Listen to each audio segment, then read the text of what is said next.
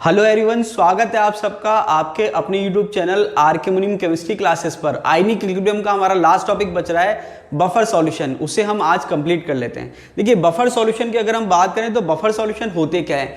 ऐसे सॉल्यूशन जो पीएच में चेंज का विरोध करते हैं, मतलब ऐसे सॉल्यूशन जिनमें अगर आप थोड़ा एसिड मिलाएंगे या थोड़ा बेस मिलाएंगे तो उसकी पीएच में जो है नेग्लिजिबल चेंज होगा, ज़्यादा चेंज नहीं होगा। मतलब ऐसे सॉल्यूशन जो पीएच में चेंज का विरोध करते हैं उसे हम बफर सॉल्यूशन कहते हैं। देखिए, यहाँ पर एग्जाम में क्वेश्चन आएगा एग्जाम्पल पर।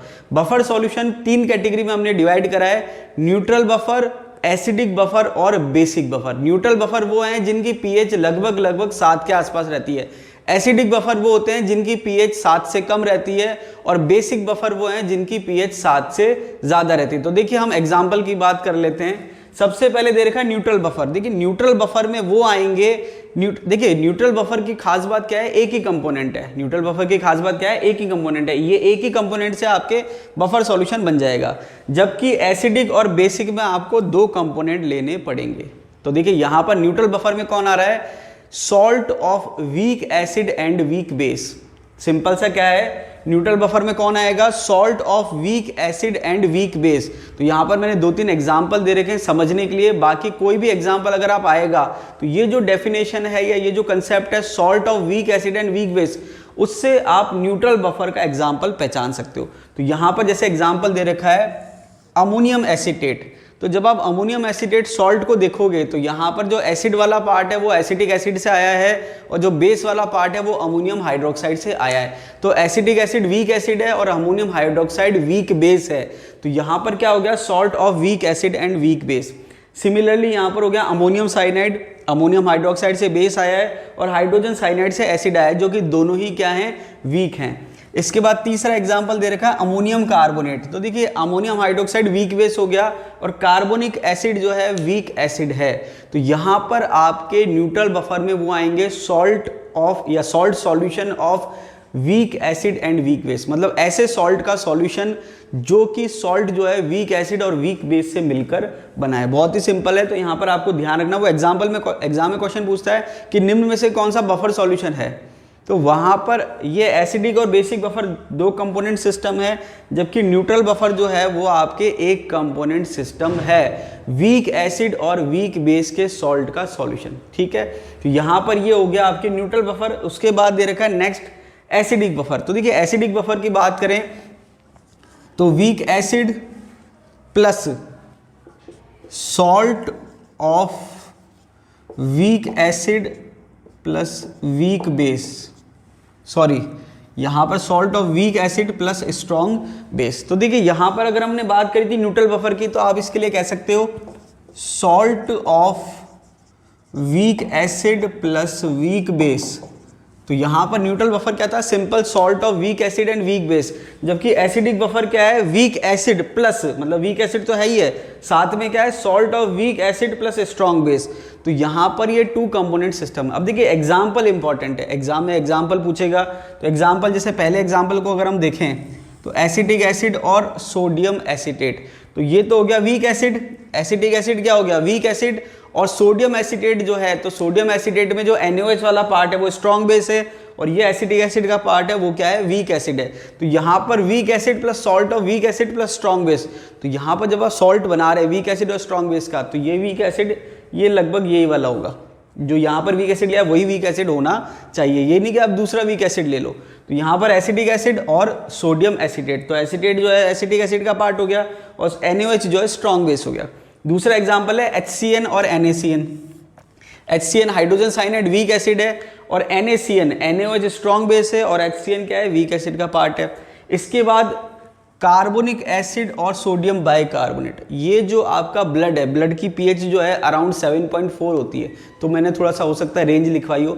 देखिए, थ्योरेटिकल क्वेश्चन आपके ऐसे पूछे जा चुका है कि भाई ब्लड की पीएच कितनी होती है, या जो गैस्ट्रिक जूस होता है उसकी पीएच कितनी होती है, रेन वाटर की पीएच कितनी होती है, एसिडिक रेन की पीएच कितनी होती है। तो ये डायरेक्ट क्वेश्चन पूछे जा चुके हैं, तो हम देखेंगे एग्जाम में क्वेश्चन। ठीक है, इसके बाद देखिए, यहाँ पर ये जो बफर सॉल्यूशन है ये आपके ब्लड में प्रेजेंट होता है, कार्बोनिक एसिड और सोडियम बाइकार्बोनेट। तो ये आपके ब्लड की जो पीएच है उसको मेंटेन करता है। ब्लड की पीएच क्या होती है, स्लाइटली बेसिक होती है, ठीक है। तो ये आपके कार्बोनिक एसिड वीक एसिड हो गया और सोडियम बाइकार्बोनेट। तो यहाँ पर एक चीज और है कि यहाँ पर आप सोडियम कार्बोनेट भी मेंशन कर सकते हो, डिपेंड करेगा कंडीशन पे। तो ब्लड में तो सोडियम बाइकार्बोनेट ही होता है, लेकिन आप चाहो तो दूसरे एग्जाम्पल में सोडियम कार्बोनेट भी ले सकते हो, ठीक है। तो यहाँ पर कार्बोनिक एसिड वीक एसिड हो गया और ये हो गया सॉल्ट। तो यहाँ पर कार्बोनिक एसिड वीक एसिड है और NaOH जो है स्ट्रॉन्ग बेस का पार्ट है। दूसरे एग्जाम्पल की बात करें तो देखिए ये एग्जाम्पल भी बहुत इंपॉर्टेंट है, क्योंकि यहाँ पर क्या है कि हम हाइड्रोजन से कंफ्यूज हो जाते हैं। तो यहाँ पर आपको ध्यान रखना है कि ये इस तरीके के दो एग्जाम्पल दे रखे हैं। एक में तो है NaH2PO4, यहाँ पर भी NaH2PO4 है।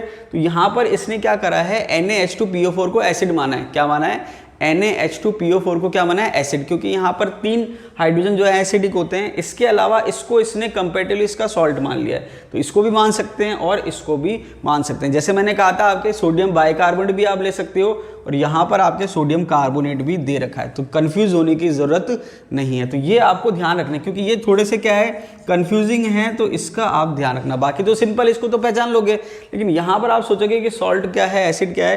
तो अगर एक सोडियम आ रहा है तो उसको हम एसिड मान सकते हैं, और अगर 2 या 3 सोडियम है तो उसको हम क्या मान सकते हैं, सॉल्ट मान सकते हैं। क्या मान सकते हैं, सॉल्ट। तो ये एग्जाम्पल आपको ध्यान रखना है। इसके अलावा ये भी एग्जाम्पल डिफरेंट है, H3BO3 और Na2BO4O7, ठीक है। तो ये हो गया H3BO3 बोरिक एसिड है और Na2B4O7 जो उसको बोरेक्स आप कह सकते हो। क्या कह सकते हो, बोरेक्स। HOCl वीक एसिड होता है। HOCl क्या होता है, वीक एसिड होता है। तो देखिए यहाँ पर आप एक चीज ध्यान रखना कि आपके सिलेबस में मेंशन है आयनिक इक्विलिब्रियम। देखिए आयनिक इक्विलिब्रियम में एसिड बेस का पार्ट है, लेकिन वो थ्योरेटिकल वाला पार्ट नहीं है। एसिड बेस का मतलब डेफिनेशन आपको पता होनी चाहिए और पीएच से रिलेटेड आपको आइडिया होना चाहिए। इसके अलावा अगर आप प्योर एसिड बेस का चैप्टर देखोगे तो वहाँ पर काफ़ी तरह के एसिड हैं, उनकी एसिडिक स्ट्रेंथ का ऑर्डर है, वो भी आप चाहो तो देख सकते हो। लेकिन मैंने अकॉर्डिंग टू सिलेबस जो है उसको थोड़ा सा यहाँ पर पर्टिकुलर रखा है, बहुत ज़्यादा डिटेल में मैंने नहीं लिया। तो HOCl वीक एसिड में आता है। जैसे जैसे आप ऑक्सीजन बढ़ाओगे, HO2Cl या HClO2 इस टाइप से अगर आप करोगे या HClO4 करोगे तो वहाँ पर उसकी एसिडिक स्ट्रेंथ क्या हो जाएगी, बढ़ जाएगी। NaOCl क्या हो गया, सॉल्ट हो गया इसका।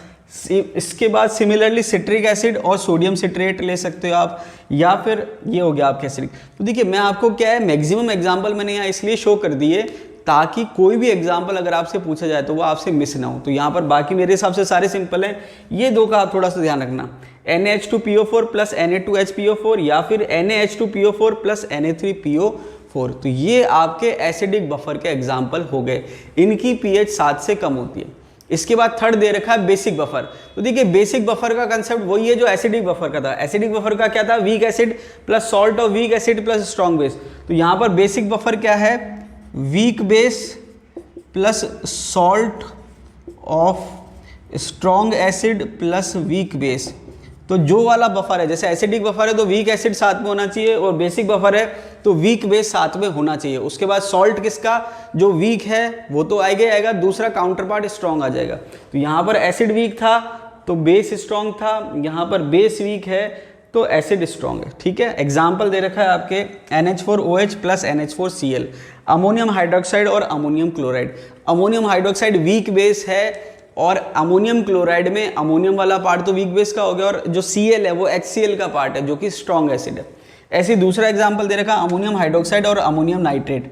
अमोनियम हाइड्रोक्साइड वीक बेस हो गया, ये वीक बेस का पार्ट हो गया, और NO3 जो है HNO3 का पार्ट है जो कि क्या है, स्ट्रॉन्ग एसिड है।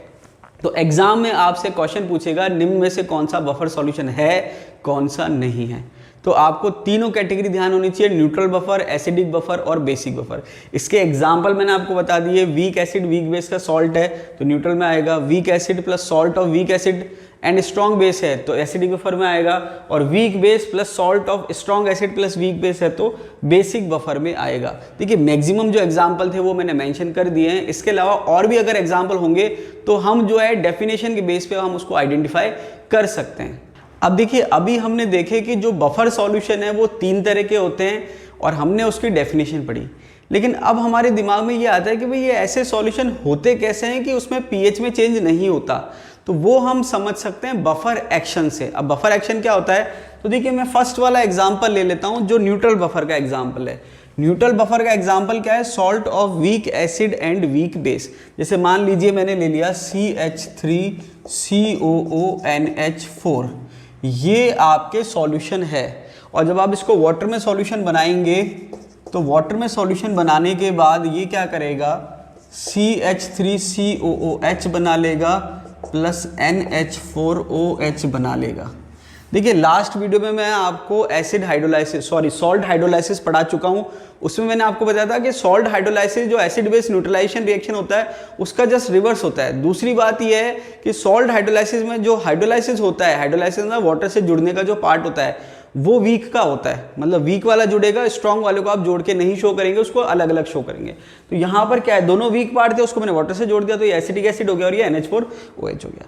अब यहाँ पर जब बात आती है कि आप मान लीजिए थोड़ा सा एसिड ऐड कर रहे हैं, तो जैसे आप थोड़ा सा एसिड ऐड करेंगे तो क्या होगा, NH4OH जो है वो H+ से रिएक्शन कर लेगा। मतलब जैसे आपने थोड़ा सा H+ ऐड करा तो ये जो NH4OH प्रेजेंट है ये इससे रिएक्शन करेगा, और जैसे ये इससे रिएक्शन करेगा तो ये क्या बना लेगा, NH4+ प्लस H2O। तो यहाँ पर आप देखोगे कि NH4+ जो है उसकी कंसंट्रेशन बढ़ जाएगी, मतलब NH4+ जो आयन है वो बढ़ जाएगा, लेकिन NH4+ से pH चेंज होने वाली नहीं है। तो यहाँ पर जैसे आपने H+ डाला, जो NH4OH था उसने रिएक्शन करी और वाटर बना दिया और NH4+ रह गया, तो NH4+ से तो pH चेंज होगी नहीं। दूसरी कंडीशन में आपने क्या करा, थोड़ा सा बेस मिलाया, बेस का मतलब OH-, तो बेस आपने मिलाया तो जो एसिडिक एसिड है वो इससे रिएक्शन करेगा और वो इससे रिएक्शन करके क्या बना लेगा, CH3COO- प्लस H2O। तो आपने क्या देखा कि H+ मिलाया तो NH4OH ने रिएक्शन करी और NH4+ बन गया और H2O बन गया, और अगर आपने OH- मिलाया तो CH3COH ने रिएक्शन कर ली तो ये CH3CO- बन गया, साथ में H2 बन गया। अब इससे भी आपकी pH चेंज होने वाली नहीं है। तो इसको हम कहते हैं बफर एक्शन। क्या कहते हैं, बफर एक्शन। तो देखिए बफर एक्शन का मतलब क्या है कि अगर आप उसमें H+ मिला रहे हैं तो pH कैसे मेंटेन रह रही है, और अगर आप उसमें OH- मिला रहे हैं तो pH कैसे मेंटेन रह रही है, इसको समझाने के लिए जो रिएक्शन शो करते हैं उसको बफर एक्शन कहते हैं। सिमिलरली आप एसिडिक और बेसिक बफर के लिए बफर एक्शन शो कर सकते हैं। बहुत ज़्यादा इतना काम का नहीं है, मतलब समझने के लिए मैंने आपको बताया था, क्वेश्चन के पॉइंट ऑफ व्यू से इतने इंपॉर्टेंट नहीं है बफर एक्शन, एग्जाम्पल इंपॉर्टेंट है। तो बाकी के जो बफर एक्शन है एसिडिक वाला और बेसिक वाला वो आप खुद ट्राई करिए, ठीक है। बफर सॉल्यूशन पर दो तरह के क्वेश्चन बन सकते हैं, एक तो आपके एग्जाम्पल पर और दूसरा आपके बफर सॉल्यूशन की पीएच पर वो क्वेश्चन पूछ सकता है। देखिए आजकल आरपीएससी पीएच पे काफ़ी क्वेश्चन पूछ रही है, तो यहाँ से क्वेश्चन बन सकता है। देखिए सबसे पहले हम देखते हैं कि न्यूट्रल बफर की अगर हम बात करें तो देखिए न्यूट्रल बफर एक तरह से जो हमने सॉल्ट हाइड्रोलाइसिस पढ़ा था वही फॉर्मूला आपके काम आएगा, क्योंकि जो न्यूट्रल बफर है वो क्या है, सॉल्ट है, किसका, वीक एसिड और वीक बेस का। तो वहां पर इसका फॉर्मूला होगा pH = 7 + ½ pKa - ½ pKb। तो ये सिंपल सा फॉर्मूला है, ये आपके अगर आप इसको याद है आपको तो आप आसानी से क्या है न्यूट्रल बफर का जो pH है वो आप कैलकुलेट कर सकते हैं। उसके बाद एसिडिक और बेसिक बफर के लिए जो है हेंडरसन और हैसलबैक ने एक इक्वेशन दी थी जो कि एक फॉर्मूला है। तो एसिडिक बफर के लिए क्या दे रखा formula, pH = pKa + log salt / acid। तो देखिए सॉल्ट आपको पता है, सॉल्ट था और साथ में एसिड था, तो फॉर्मूला क्या है pH + pKa + log salt / acid। और अगर बेसिक बफर है तो pH की जगह pOH हो जाएगा, pOH = pKb, यहाँ pKa था यहाँ pKb हो जाएगा, pOH = pKb + log salt / base। तो ये फॉर्मूले अगर आपको याद है तो आप बफर सॉल्यूशन की जो pH है आसानी से कैलकुलेट कर सकते हैं। वापस से रिपीट कर लेते हैं, न्यूट्रल के लिए क्या है pH = 7। तो देखिए 7 किस लिए आता है, ½ pKw की जगह आता है, 7 + ½ pKa प्लस हो रहा है -½ pKb, pKb जो है वो क्या हो रहा है माइनस हो रहा है, ठीक है। इसके बाद आपके दे रखा है Henderson Hasselbalch equation for buffer. Acidic के लिए क्या दे रखा है pH = pKa + log salt / acid, और बेसिक के लिए दे रखा है pOH = pKb + log salt / base। तो यहाँ पर आपके जो लेटेस्ट आरपीएससी के एग्जाम है वहां पर वो pH पे बेस्ड न्यूमेरिकल पूछ रही है। दूसरा मैं आपको एक चीज और बता दूं, तो देखिए यहाँ पर आपके सिलेबस में आयनिक इक्विलिब्रियम मेंशन है, तो उसको ध्यान में रखते हुए मैंने एसिड बेस और बफर कंप्लीट कराया है। अलग से एक एसिड बेस चैप्टर होता है वो मैंने आपको बहुत ज़्यादा डिटेल में नहीं पढ़ाया है, एसिड बेस जो मेन आपके काम का था उतना ही आपको पढ़ाया है। तो ये आपकी आयनिक इक्विलिब्रियम की जो थ्योरी है वो कंप्लीट हो गई है। नेक्स्ट वीडियो में हम करेंगे आरपीएससी के प्रीवियस ईयर के क्वेश्चन। धन्यवाद।